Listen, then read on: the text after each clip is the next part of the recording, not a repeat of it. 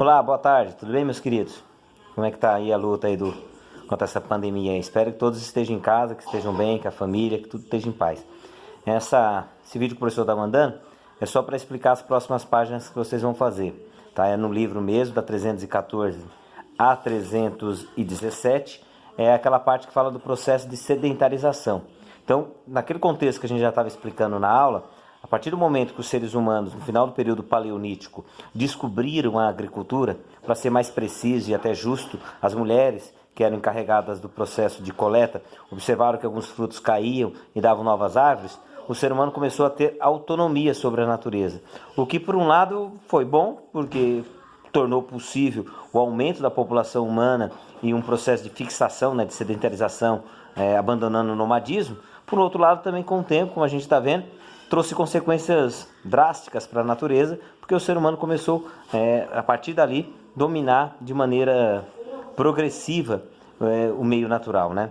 E o capítulo chama atenção exatamente disso. Primeiro ele destaca que essa agricultura vai surgir, sobretudo mais ou menos há 10 mil anos atrás, em vários lugares do mundo, África, Europa, depois a Ásia, chegando na América, ou seja, ela começa a fazer parte das sociedades mais antigas do mundo.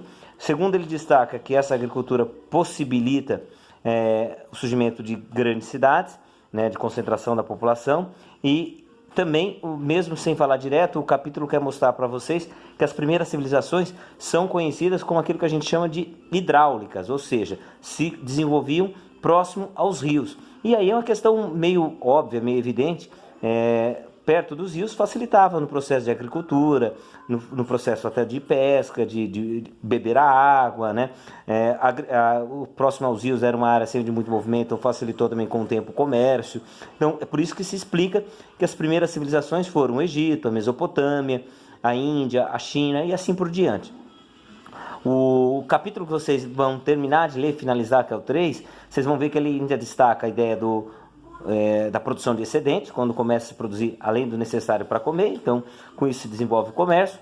Destaca que no período neolítico vão surgir outras atividades como a metalurgia e também algumas atividades ligadas ao artesanato, a confecção de objetos, de vasos, etc. Fala que esse processo de sedentarização ele é consolidado não só pela agricultura, mas também pela pecuária, ou seja, pela domesticação dos animais, e mostra que a partir desse processo, que continua até hoje, o espaço, o meio natural vai se transformando e vai ser, pouco a pouco, dominado pelo ser humano, A natureza vai, infelizmente, perdendo essa guerra com o ser humano. Eu digo infelizmente porque as condições e as consequências a gente está sentindo na pele hoje, com a poluição, com o efeito estufa e com outros problemas que nos atingem até hoje. Para encerrar, esse pequeno explanação para vocês aí, para ajudar vocês a deslumbrar e finalizar o entendimento do capítulo, eu chamo a atenção para o Egito, uma civilização que é considerada uma das primeiras, que surge no deserto do Saara e que tem a alcunha, o apelido de ser a dádiva do Nilo. Por que o Heródoto colocou esse apelido para o Egito? Por uma questão bem óbvia, vocês são inteligentíssimos, vocês vão saber disso. O Egito está no deserto do Saara, Se não fosse o Nilo, seria impossível uma civilização tão próspera, tão complexa e tão rica como a egípcia se desenvolver naquela região. Acrescento também as civilizações que vão se desenvolver na Mesopotâmia. E olha, prestem atenção.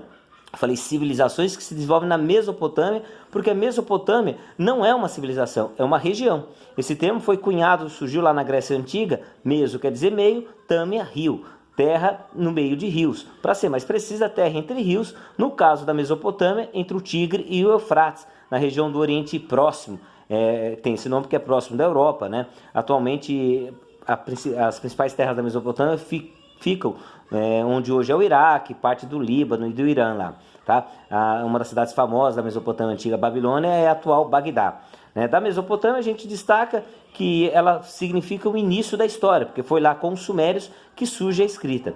A gente vai falar também mais para frente dos sumérios, dos acádios, dos amoritas. Vamos destacar ainda na Mesopotâmia a invenção da roda, o surgimento, é óbvio, da escrita, o arado, o desenvolvimento da astronomia, dos calendários, e também falaremos do primeiro, considerado o primeiro código de leis escritas, o Código de Hammurabi, baseado na lei de Italião, olho por olho, dente por dente. Mas isso vai ser história para as próximas videoaulas aí do professor, de maneira informal, aqui tranquilão, sentado no sofá com a família, preservado do coronavírus, né? Que é o que eu desejo para vocês aí. Fiquem tranquilos, controlem a ansiedade, porque como eu sempre digo, né? Tudo passa, né? Até uva passa.